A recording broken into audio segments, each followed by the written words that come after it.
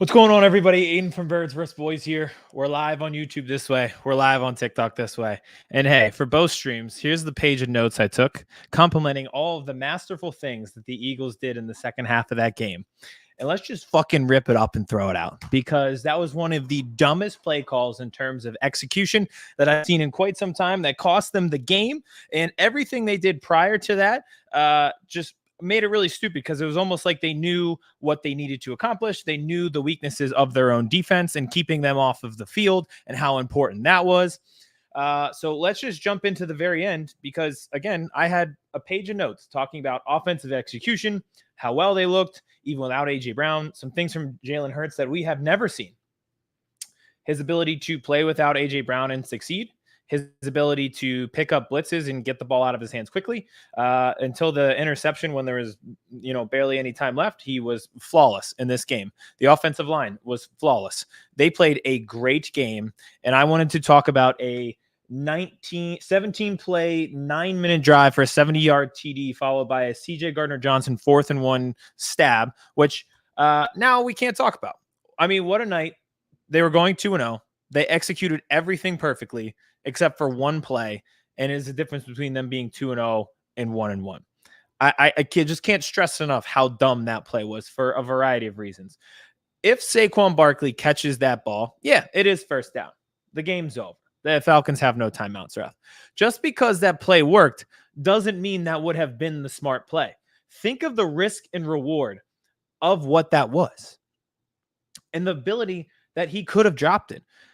The ability that the Falcons could have read that and the play wouldn't have been there.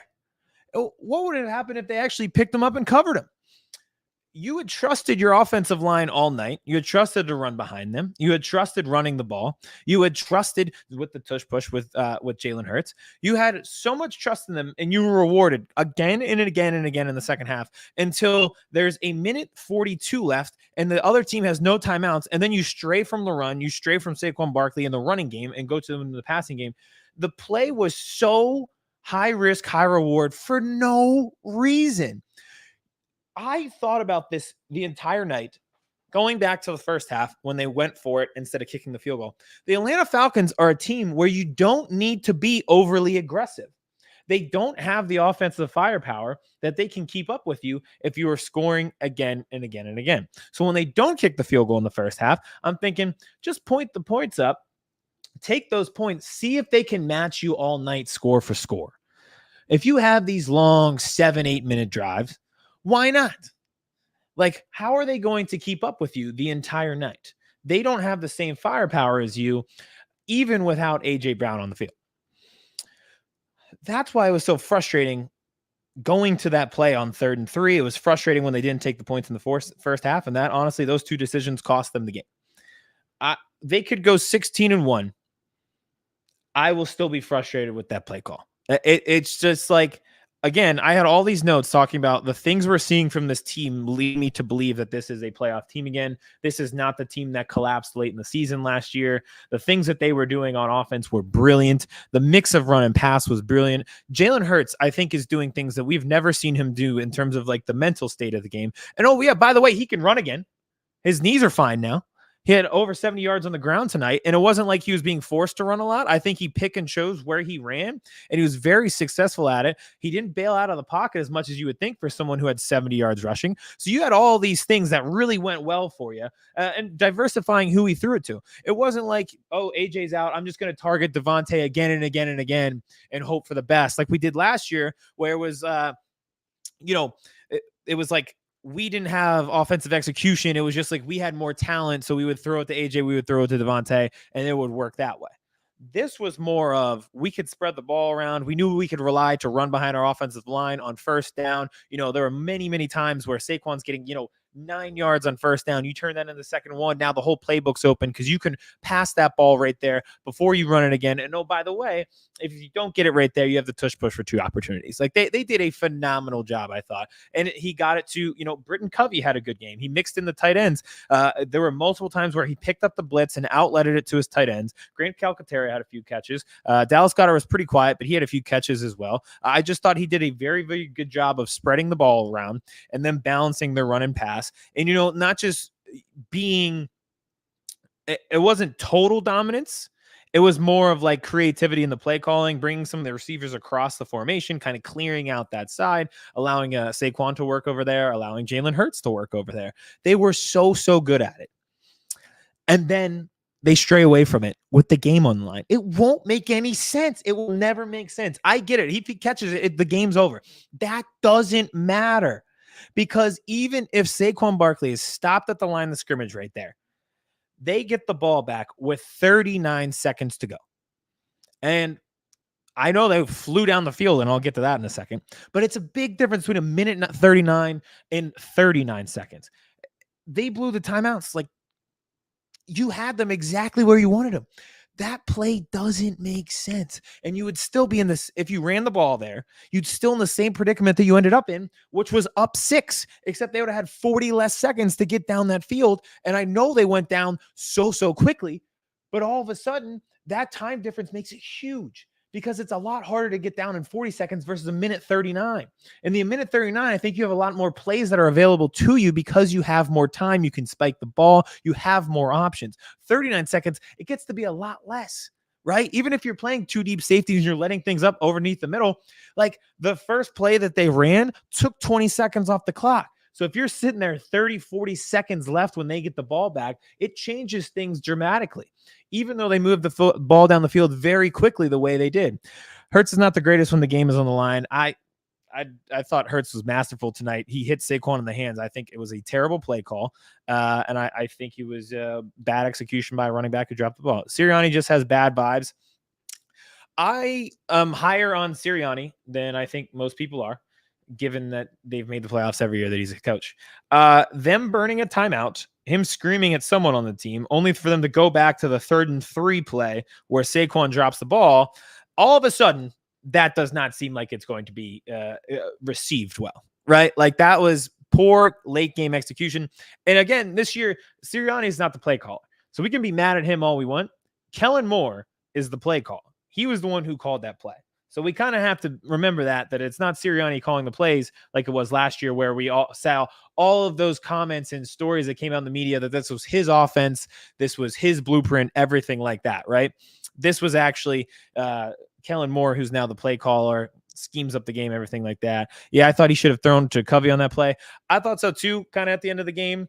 But if you see the replay, kind of runs out of time. He's getting hit as he throws the ball. So I think that's, we didn't put him in a position to succeed. That's for sure. Like, I genuinely thought they were going to go down the field and score, and he throws that interception, which was rough. But I don't put too much of the blame on Jalen Hurts and what I thought was one of his best games as an Eagle and the healthiest he's looked in over a season.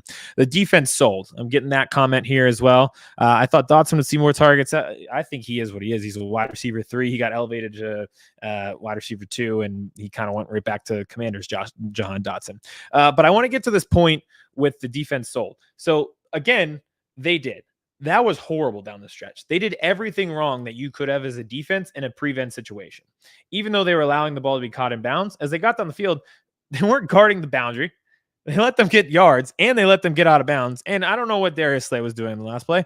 But again, this goes back to our biggest concern that we've been talking about every week since the Hassan Reddick trade. They don't get pressure. They don't get sacks. Tonight was the first time that they actually had a defensive line sack. It came from Milton Williams, who's a defensive tackle. So you're still 2 games into the season, and your defensive end on your team has not had a sack yet. That is insanely concerning. But it's something as a coaching staff that you should probably have in the back of your head as you're calling plays late in games.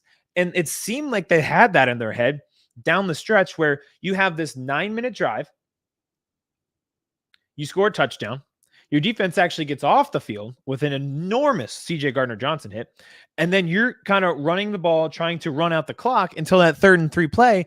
And it's kind of turned into the situation where your best defense has now become your offense having these long drives. This defense does not get pressure. They don't force turnovers. They're just really not doing a lot of what good defensive front sevens do. But the coaching staff knows that most importantly. So their job is to keep them off the field and limit them on the field. They did a phenomenal job of that. They doubled them up in time of possession in the second half, 20 minutes to 10 minutes going into that final play. So you're sitting there thinking to yourself, why wouldn't you just continue to limit the amount of time that your defense is on the field? Run the ball to Saquon on 3rd and 3. If he gets stuffed, oh well, that's 40 seconds off the clock. You kick an easy chip shot field goal. You're up 6, but now all of a sudden they have 40 seconds to work with. And again, it limits the amount of time, it limits the amount of plays that your susceptible defense is on the field. They are not going to be good in prevent situations because one, they're above average at best in the back end, and two, this is not a good not even elite. This is not a good defensive front. We will talk about this probably every week. And even if they would have won today, we would still be talking about the lack of pressure that they are able to get. If you watched the Falcons last week, TJ Watt lived in the backfield. And I get it. There's not a TJ Watt on most teams. He's elite, top 5 and maybe defensive player of the year this year, the way things are trending through 2 weeks. But they are getting nothing from this group. Bryce Huff, through 2 games, has 1 pressure and 0 sacks recorded. Nolan Smith, we barely see on the field. Brandon Graham is in year 16 and out-snapping some of these guys. They used a first-round pick on Nolan Smith. They gave a big contract to Bryce Huff. They're trusting a guy who's 37 years old over these 2. So why would you have that unit on the field with the game on the line? Use your offense, waste the time, have them on there as limited as humanly possible, as you were doing in the second half. CB was known for those drops in NY, especially looking in the backfield. Going to cry myself to sleep now. Yeah, this one is just shocked. Like, got to figure something out for the Saints. So yeah, so this is going to be a big game. They brought the no pass rush at the end. Yeah, that's my biggest thing. They brought no pass rush at the end, but they didn't bring pass rush the first 2 weeks. It's going to be talked about every week, right? Like, they traded Hassan Reddick and they have not filled that hole. Fletcher Cox retired and they really have not filled this. Like, they are struggling on the defensive line, which is something that we are just not used to in this time that they have been successful since the 2017 season, when they brought in Chris Long, when they had Fletcher Cox in his prime, when they had Brandon Graham in his prime, when they brought in Michael Bennett the following year, when they traded for and they signed Hassan Reddick to a 3-year deal before they traded him. They had a lot of guys to rely on. They don't have that right now. There is just like not a heavy reliance on anybody in the front.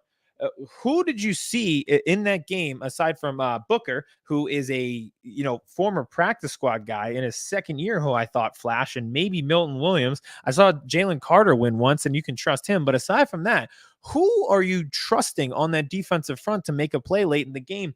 And they just don't have a guy. It goes beyond that. They don't have depth at the position. They don't have elite pass rushers at the position. They have nothing. And it's really hard to operate in this day and age where you're getting the ball at the 30, and to get in the field goal range, you only need 30 yards, and you can't generate any sacks to put teams behind the sticks. This was going to be a problem even if they won the game. This is going to be a problem next week in New Orleans, if they're trying to take deep shots to Rashid Shaheed, and they have all day to do it. Saints by murder on Sunday. But you know what? The Saints have looked great through 2 weeks, right? But tonight you would have said, oh yeah, Eagles are winning this game. They look like a much better team than the Falcons. And honestly, I felt like they were much better than them most of the night. But the NFL just changes week by week. And if there's any lesson that we learned from this week, it changes in a hurry. A lot of upsets this week, including this game with the Eagles and Falcons. So yeah, on paper, it looks like the Saints through 2 weeks, aside from the Chiefs, have been the best team in the league, right? So you would think that they'll be the favorite, but how much is being a favorite mattered so far in the NFL? I took Falcons plus 4.5 free money. Eagles ain't like that. I thought the Eagles outplayed them for most of the game, but like I said, 2 crucial mistakes, and it really cost them. And again, I think there are a lot of things to be happy about with this team, mainly being Jalen Hurts and his return to health, his progression as a quarterback reading the field, not just simply bailing out anytime that there's pressure. But at the same time, can you trust the coaching staff? I thought there was an excellent game plan without your best wide receiver and your best talent through a lot of that game. And they moved the ball pretty well on all of their possessions. But all we're really going to remember is that final play. And it's really hard to have trust in them when they were not understanding time and place, which is kind of like your whole job as a coaching staff, right? Bottom line, they should have took the field goal at the beginning of the game. I agree with that as well. I thought that from the start. I mentioned this earlier on the stream, but the Falcons are a team, even though they won tonight, are just not a ton of firepower. They don't take a lot of deep shots. Even on the touchdown that they scored, that was 41 yards. That was across the middle, and it was a long run for the receiver and a missed tackle by CJ Gardner-Johnson. They don't score quickly. They at times kind of, slow down in the red zone. Through 6 quarters this year, they had 1 touchdown last week, and they were really shut down again in the red zone this week as well. So anytime you have the opportunity for points against them, stack up the points. Keep stacking and see if they can keep up. The Eagles did not do that. They opted to be aggressive on multiple times, and it ended up costing them. And I really thought that was the only way that the Falcons could stay in this game, is if the Eagles, awarded them points in the form of turnovers, which they really didn't have until the end of the game with the interception that was kind of forced. But they kind of awarded them that in a form of a turnover, going for it on 4th down, trying to pass for it on 3rd and 3 to save them time. And it cost them big time. And there's no need to do it. And that drives me insane, is not really understanding time and place with this coaching staff. They ran that kind of play action play to Saquon earlier in the game near the goal line on that 17-play drive. That is the time for it. Game on the line, minute 40 is not the time, right? Like, it's just not the time. Kirk Cousins only eating dirt once is absolutely insane to me. It is. If you watch this team last week, I mean, they really struggled to move the ball. There was a ton of pressure on him. He couldn't really move, and they were better tonight. They ran the ball well, but he's still a statue back there. He doesn't have a lot of mobility. So if you're able to get pressure, you're pretty well off. But they just can't do it. And I'm seeing too much of like Bryce Huff, who's supposed to win through speed. And I saw one play where he was struggling to get out of the gates. There's other plays where he kind of just gets blown off the ball. He looks small out there. I think that's the most concerning part. I see him and he just looks small. And yeah, should have taken 3 points in quarter 1. I totally agree. No pass rush the whole game, basically. No pass rush the whole game. No pass rush this season. Like, they're not going to get there. Bryce Huff isn't good or strong enough. I think it's both. Like, again, like I said, they're replaying the final drive, and he's not even on the field. Like, you paid $57 million to a guy who's not on the field in a 2-minute drill. What are we doing? The final play, like, he gets totally taken out of the play on the touchdown to Drake London. And I get it. That's more on Darius Slay. Like, he just kind of bit on a route, and from there, they had no problem scoring. But if you rewatch it, like, Bryce Huff, there's nothing he can do. Trade for Reddick, don't care what it costs. It's kind of funny that we're back in that position, right? Like, I think Hassan Reddick would fix a lot of their problems. But again, they realize themselves that this is a position of need. They've addressed it in the draft. In that draft, they took both Georgia kids. They took a defensive tackle and a defensive end. They spent money in free agency on Bryce Huff. They are painfully aware that the defensive line are positions that they need to address. Everything they've tried has not worked out. And I get it. Hassan Reddick's not playing for the Jets. So they knew, like, somebody else wasn't going to give him the extension either.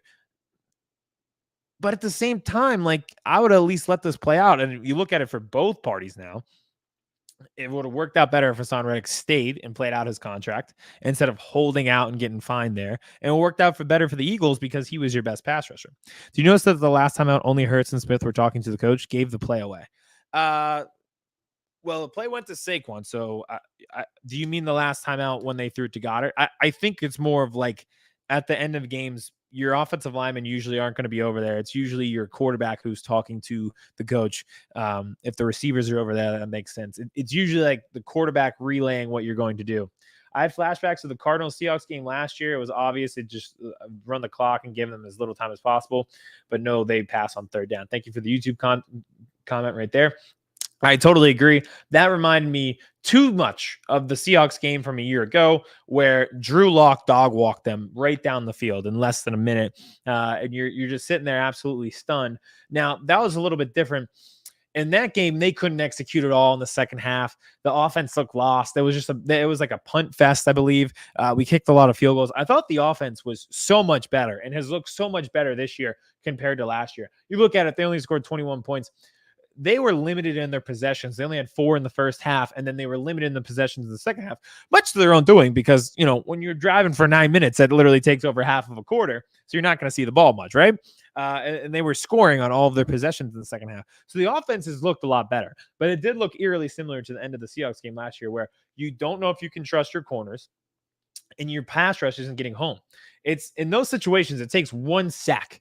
And if you flash back to the Cowboys game a year ago, remember at the 5-yard line, they get the sack on Dak Prescott. Not only did it put him behind the sticks, it wasted so much time with a team with no timeouts that they were kind of in a helter-skelter situation. They just can't seem, between the collapse last year and this collapse tonight, they can't find the guy who makes that one play. Like the corner who makes the interception, the defensive end who gets home and gets a strip sack. Like they're just not making that game-sealing play. Now, again, they had the game-sealing play on 4th and 1 from CJ Gardner-Johnson, who met Bijan Robinson in the hole, helmet to helmet, mano a mano, and absolutely beat his ass and stopped him dead in his tracks. That was it. That should have been the last time that the Falcons saw the ball until there was 30 seconds left on the clock, down 6. That kills you. You actually did make the game-winning play on defense. That should have been the last time that a flawed defense was on the field. And as I keep going back to this, that was the play of the night from the defense. And there were other things that shine, like they were able to hold them to field goals for most of the night before the end.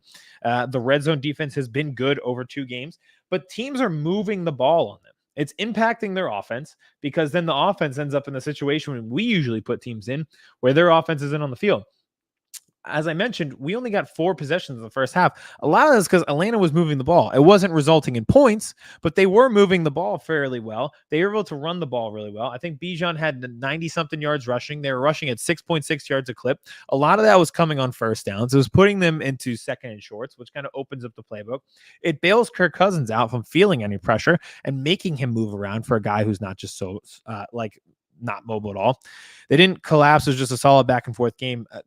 It was 3rd and 3, and they dropped the ball and stopped the clock for a team with no timeouts. Like that was a horrible play call and play execution. It was the definition of collapsing. Just lost fantasy week to Hurts, interception at the end. That's a brutal way to lose it. He should have never had to throw another pass after it was 3rd and 3. He should never have been back on the field. If he catches that, though, I mean, you're in pretty good help. Some other things on this game. The lack of A.J. Brown, it obviously hurts, but I thought they did a really good job of working around that, where he kind of has been your deep down the field threat, and they found other ways to, I almost said win, but no, they did not. I think they did the best job that they could without him out there in having an efficient offense. And I go back to that 17-play drive where they mixed the run and pass really well. They got behind that offensive line. There were multiple clips. I think Kelsey was still in the booth at that point. He was pointing out, like that double team by Landon Dickerson, who I think he double teamed with Cam Jurgens, moved on to the next guy, moved on to the linebacker, blew 2 guys up at once. It felt really good, like getting to those 2nd and 1s where you're like, we can do anything right now, right? And I thought that was the way to play it without A.J. Brown there, where it was, they got to clean up these illegal men downfield penalties, because it's taking away from something they do really well in their offense, which is to get the ball in the playmakers' hands near the line of scrimmage with blockers. And those men downfield weren't impacting the play at all. It wasn't like helping them in any way. They have to clean that up, because it's the one negative impacting the offense, and plays that are working. A lot of what Kellen Moore is doing is really working, and I like that a lot. I like what he's brought to this offense, and I like the way they've been able to move the ball even without a star player like A.J. Brown. Again, I thought I'd be coming into tonight talking about all the good things that Jalen Hurts did, including being able to access different guys. Sometimes we felt in the past where he gets too locked on the stars, especially A.J. Brown. Well, he utilized his tight ends tonight. He trusted Britton Covey in big situations, including on that 17-play drive, which we like to see. Complaining about a loss because you lost one player. I'm complaining about a loss because of their play calling. I don't think A.J. Brown impacted the game. I thought they performed really well without him. But yeah, I thought it was a really, really good job of working around that situation without him being there, and having balance in your offense, and also having a good feel of the game until that last fucking play. But they got away from Saquon, it felt like, a little bit in the third quarter, and reinstated him on that 17-play drive, getting him down the field, where it's like, oh, this was working. It was working the first half. He had 8 carries there for about 40 yards, 5 yards a clip, and then they kind of got away from him. And they brought him back, and I like to see that, where I think in the past, some of the issues that we had in 2021 was getting too pass heavy, where it felt predictable. In 2023, everything was predictable about the offense, where they were going with the ball, how they were going there with the ball. Jahan Dotson, Johnny Wilson, and Goddard did jack shit. Yeah, the Johnny Wilson thing. So there's a few things that they do need to clean up, and I think they're using him as a red zone target because he's big. And I'd almost rather they go speed. I'd rather they have Saquon out of the backfield, or go 2 running backs and use Will Shipley as a pass catcher out there with Devontae and Jahan Dotson. So I think that's a better strategy, and I think that's what you're going to see going forward, because I think Jahan Dotson, they're kind of using this as, oh, he's 6'6". Let's put him out there. Let's see what happens. We'll use the basketball analogy. He can go up and win a jump ball. I've seen multiple times where he almost takes himself out of the play with the route he's running, and they're able to push him to boundaries. It happened last week. It happened again today, where he almost takes himself out of the play, and it's too easy for them to push him to boundaries where he can't even win that jump ball 50-50, because he's not in a position to even throw a 50-50 ball. So that's a little bit frustrating, and I think you'll probably see less of him going forward. But again, without A.J. Brown, they're just trying things, and I thought a lot of what they experimented with worked. And I think Jalen Hurts as well, like I said, he ran the ball quite a lot tonight, but I thought he ran it effectively and smartly. It wasn't him running because the first semblance of pressure in his face, he bails out of the pocket and rolls to one side or the other. I thought he was pretty creative in his runs, whether they were designed or not. I go back again to that 17-play drive. It's a 1st and 16 after a hold, and he's able to turn that into a 2nd and 4 with a 12-yard run. It was flashy. It felt very much like the Jalen Hurts we saw in 2022. So he's running well. He's also picking up blitzes better. He's utilizing more guys. A lot of the things you're seeing from Jalen Hurts, you're really, really liking. But people keep bringing up on the feed here the interception he threw at the end. And, that's how the game ended, but he's just in a bad position as a quarterback trying to make a play with 30 seconds left, 1 timeout, and a guy bearing down on him. Vic defensive scheme is weak as fuck. No wonder why the Dolphins players didn't respect him. No pressure. So you can definitely blame Vic Fangio for some things, and it's interesting, right? It's a 50-50 blame game when you lose. It's partly on the coaches, it's partly on the players. I don't think that the Eagles possess the talent to utilize his scheme to the best of its ability. So he can try things, but I don't think they have the personnel capable of that. I don't think they have great safeties. They are very bad on defensive end. They're really not stopping the run in the middle, which is even more concerning because you thought that would at least be above average. They're no part of the defense is really doing well, aside from, ironically, linebackers, which is usually our weakest run. Right? We're always talking about how bad the linebackers are. I thought that the linebackers have played well, and Zach Bonner and Kobe Dean, I thought they played well again tonight. But aside from that, they're really not getting anything in Vic Fangio's scheme that's working, and you can blame him all you want, but it's not high school ball. Sometimes there's talent everywhere on every NFL team. So if you don't have a talented unit, you're going to see what happens. The Falcons aren't an elite unit, but they walked you right down the field 70 yards in less than a minute. And that's just because it's a very weak defense. Losing to the Saints is one thing, but Atlanta is crazy. Yeah, I mean, they should have been 2-0. They should have been 2-0. It's really disappointing. It's insanely frustrating. As I mentioned a few times, that 3rd and 3 play, it's going to haunt me. I was thinking today, because they honored Nick Foles. We honored Nick Foles, so we lost on Nick Foles night, so that's awesome. Great job, guys. But I was thinking of regular season games that I loved. And one of them was the Nick Foles 7-touchdown game against the Raiders. And that kind of got me thinking about like all the other regular season games that I love. This will go down as one of the all-time regular season games that I hated. I think this is worse than any game in the collapse last year, because even in those games, you felt like that was a defeated team. They were beaten down physically and mentally. You could feel it that they felt the collapse themselves. They were asked about it every single week in the papers, in the locker room, in interviews, how they get this thing right. They were having team meetings. They were doing team bonding. They were doing escape rooms and axe throwing to try to get out of it, for God fucking sake. Like, oh, maybe if we have better chemistry at the axe throwing, we might not lose a football game. That's how bad it got last year. They were defeated. That season was over. We knew it as soon as they walked into Tampa, like they weren't winning that playoff game. Now, this game was 10 times worse, because that was a team that executed very, very well for 58 minutes and totally collapsed on their face in the last two. Like that was 10 times worse than any of the games last year. 10 times more frustrating too, because last year I truly believe it was a lack of talent. I just talked about how much I hate the defensive line group. They are a much more talented team than the Atlanta Falcons.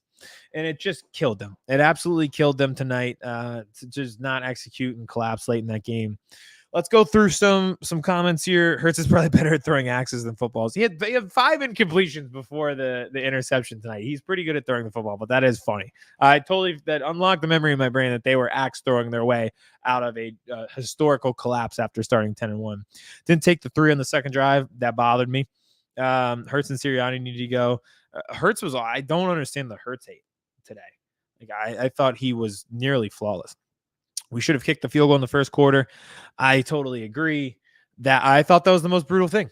I keep bringing it up, but it's the lack of feel that's really bothering me. And in most cases, I am fully on board with being aggressive, but in that situation, sometimes making the smart play is better than the aggressive one, because like, even if analytics tells you to go for it, I don't think analytics are considering who your opponent is at all times. And I just don't think that if you score on every drive, whether it's field goal or touchdown, that the Atlanta Falcons could keep up with you. And that's kind of what we saw. This is on Sirianni. Yeah, I think so. The only thing that needs to change is Vic Fangio about to bend, break, no defense. They're bending they're bending, not breaking, because this is not a talented group. Like there's a lot of bend because there's not a lot of talent. That's the problem. For once, the Steelers are the better PA team. Let's talk in 5 or 6 weeks. Have fun with Saquon. We're going to drop a lot of those coming from a Giants fan. Well, hey, what's the Giants record? Defensive coordinator not rushing Kirk Cousins at all, knowing he can't run, made me mad for him. Yeah, it is kind of interesting that they didn't bring more blitzes. Again, historically, this is not a unit that blitzes a lot. Even before Vic Fangio got here, we historically have not had a lot of defensive coordinators who bring a ton of pressure. I thought tonight you would see more of it because of what you saw from the Falcons last week. Again, I thought the Falcons looked a lot better on offense. They were going under center. They were able to run play action. Last week, they were as predictable as it gets for an NFL team. They threw the ball. If they were in shotgun, they threw the ball 100% of the time. That is not an exaggeration. That is a stat. If they were in pistol, they ran it 86% of the time. So you had a good idea of what was coming based on the formation they were coming out of the huddle in. Tonight, I thought they were a lot better at that. Kirk Cousins seemed to have a better flow. He was a bit more crisp than he was a week ago. But yeah, you'd think you'd see more pressure. I think they brought it at times, and I thought it honestly kind of worked. Don't be surprised if he drops more of those. Listen, from PA, I watched him at Penn State. Him and Miles Sanders both definitely dropped the ball quite a bit. But I'll still take Saquon Barkley in my backfield every day.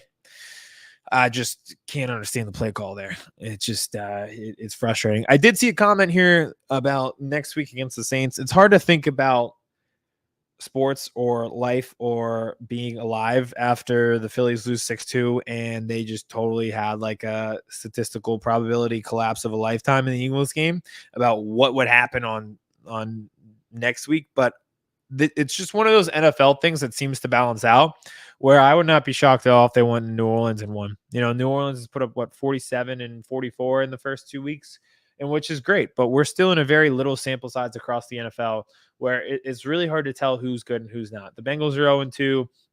The Ravens are 0-2, two teams that we expected to be good. The Cowboys, who are other half of this podcast, got absolutely dog walked. They are 1-1, gave up 44 points on what we thought was a pretty good defense after we saw week one, where they totally just dominated the Browns, and the Browns come out and beat the Jaguars. We thought, hey, maybe this is the year with Trevor Lawrence and Doug Peterson. So week to week in the NFL, there's always parity. So to look at the first 2 weeks of the Saints, see them 2-0, see up the big points that they put up, you kind of have to take it with a grain of salt, especially because they played the Panthers, who are just like a minor league team playing with the other 31 teams. But again, I think they're a really good team. I think that'll be a really good test on the road. First true road game of the year. But it wouldn't shock me if the Eagles went in and won that game. Not going to lie, play calling was questionable. Yeah, so what do you think about Kellen Moore's third down play calling? Good question. So in the first half, they did not have a lot of success on third downs, which was kind of frustrating because I thought they actually put themselves in a lot of third and manageable situations. Again, who do they usually look to on third downs? A lot of slants to A.J. Brown. He's able to create space the best out of anyone on their offense. Didn't have him tonight, right? But as the game went, they were actually 5 for 7 on third down in the second half before the infamous 3rd and 3 drop by Saquon Barkley. So they did a really, really good job on third down, and I thought they did it in a variety of ways.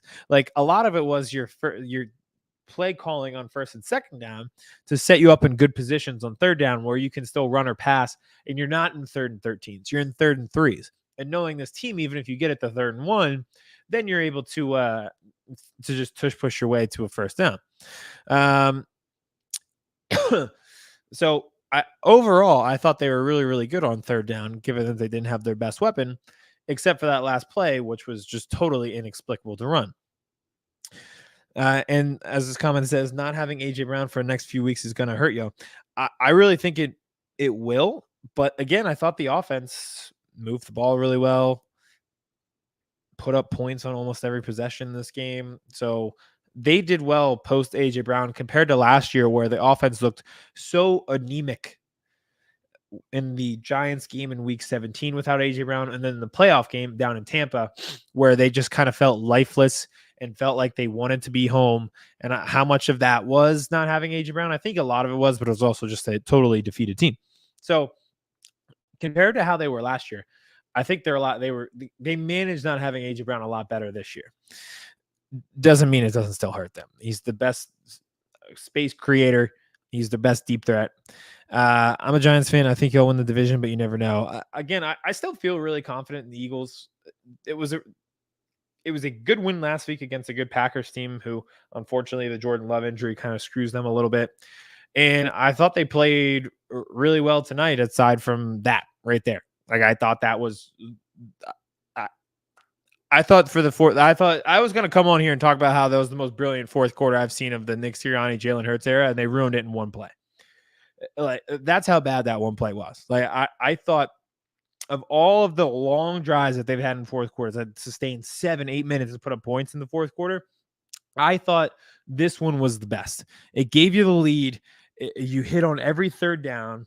You made big plays. It was multiple people. It was Saquon. It was Covey. It was Hurts with his legs. It was Devontae Smith making tough catches. They did a great job on that drive. It was some of the best execution I've seen of keeping your defensive off and putting up a bunch of points until that last drive.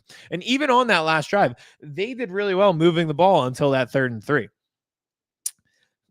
Cowboys really won on their off day. Well, they gave up 44 points on their day of work, so maybe we need to consider that. Eagles should have taken the early points in that first quarter instead of going for it on 4th and 4. I totally agree. I think when we do takeaways from this game, the Eagles have played a one-possession game every single week since the Sunday Night Football game against the Dolphins in week 6 of last year, which statistically almost feels impossible to be playing that many one-possession games because you're constantly, like, you'd think at some point you get either blown out or blow somebody out, but they continue to play these one-possession games. So because of that, it's tough because you're always going to be critical of 1, 2, or 3 plays when every game comes down to the wire. Well, Today, you're going to talk about that play in the first half where they went for it instead of kicking the field goal. And you're going to talk about the 3rd and 3 pass to Saquon, which stopped the clock.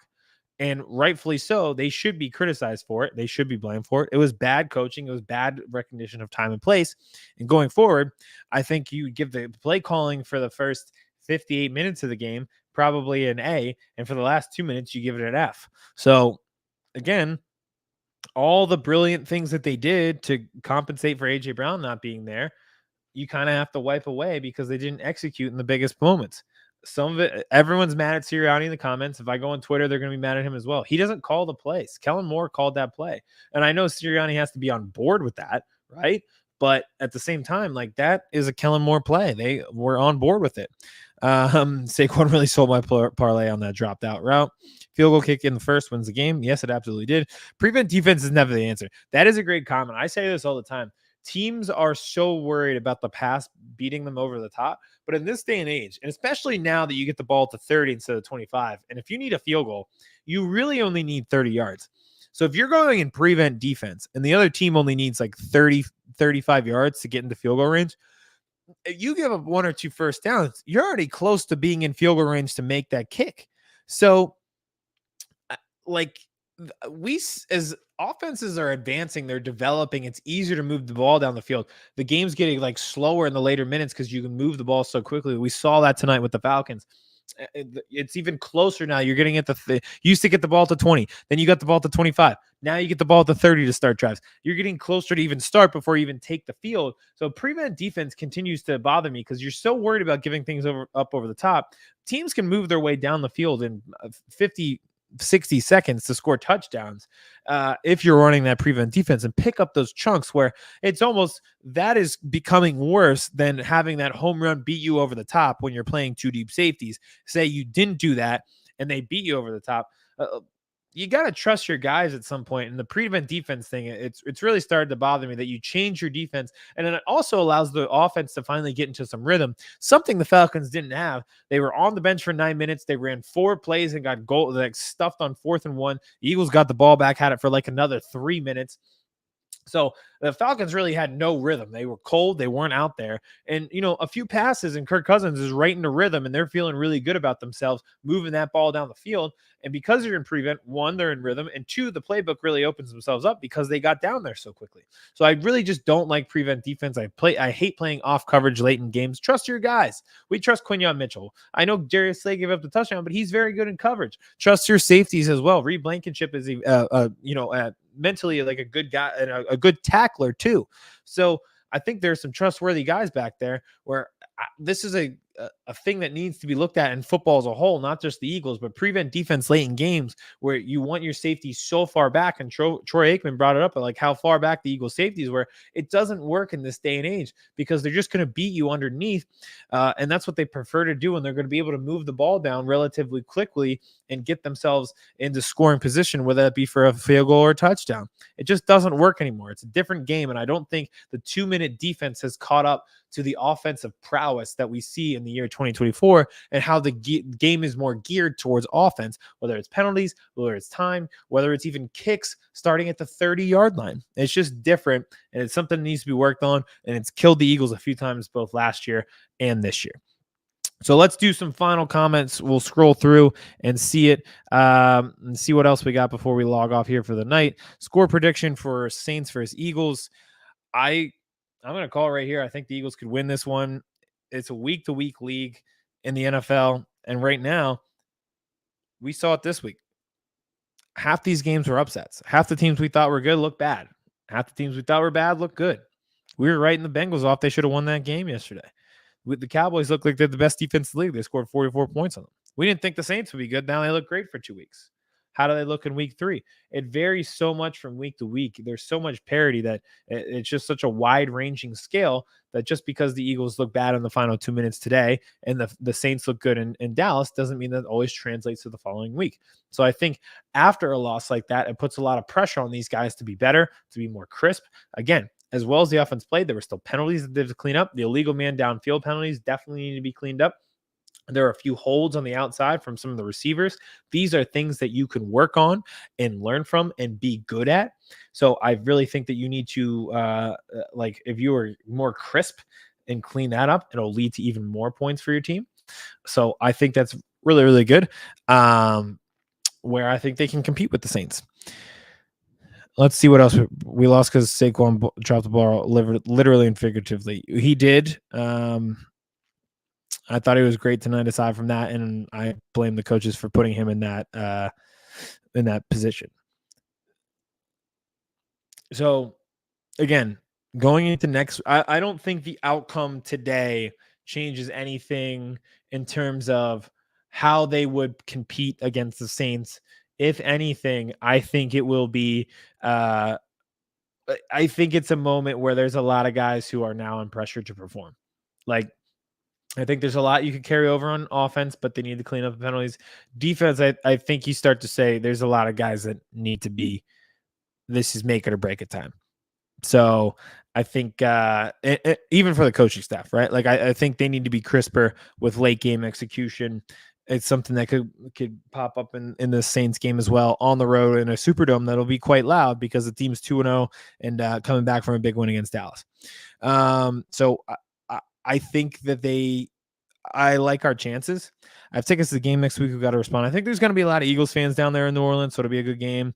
Saints and Tampa Bay next 2 weeks on the road. Yeah, these are good tests. You know, you're running the NFC South, and I think it's good early season tests where it feels like one of those horse races where the track is so long, everybody is kind of bunched up in the beginning, and there's like 3 or 4 horses at the end who start to pull away.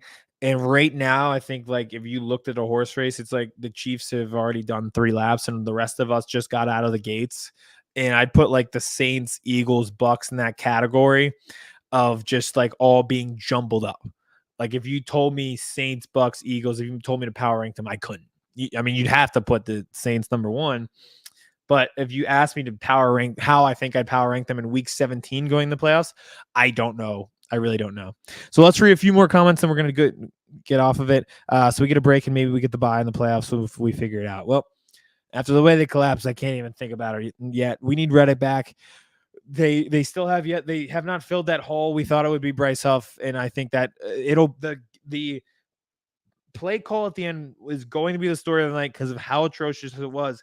And it honestly forgives how bad Bryce Huff has been. This is a multi-year disaster if he doesn't figure it out. And I don't know how he is. He looks small out there. It doesn't look like he gets good get off. I don't know if he has any moves other than just being speedy. And he's really not just getting off the ball well. So I just think it's going to be a point of concern all year long, and we'll see how it plays out in Dallas. I get as many points early on as possible. I think this is a perfect way to end it. We got a Titans fan in the stream, and you know what? It's a good reminder that the sun will come out tomorrow, and Jalen Hurts is a pretty good quarterback, and he's not Will Levis. So that's it on tonight. This will be one of the most frustrating collapses of any Eagles regular season game that I've ever been alive for. That was terrible. That 3rd and 3 play was atrocious. I can't believe they got dog walked down the field by Kirk Cousins. It didn't even take it. They scored so fast that we had an opportunity to score. So credit to the Falcons fan. We got a Falcons fan in the stream. Good game. I thought that was a good game. You know, Falcons never quit. But it's time for us to quit on the stream. We'll be back with our regular show this week. Kevin and I. Both of our teams lose, so it'll be a lot different than the stream we did a week ago together where we're singing the praises of all the people on our team. 2 big games for us this week. We will go down to New Orleans, the Superdome. One of those losses that almost makes you confident in the following week. So that's that on that. Make sure to subscribe on YouTube. Follow us here on TikTok. Thank you to everyone who participated in the TikTok comments and got the conversation going. Frustrating loss. I'm going to go cry on my pillow. That's it. Appreciate you all.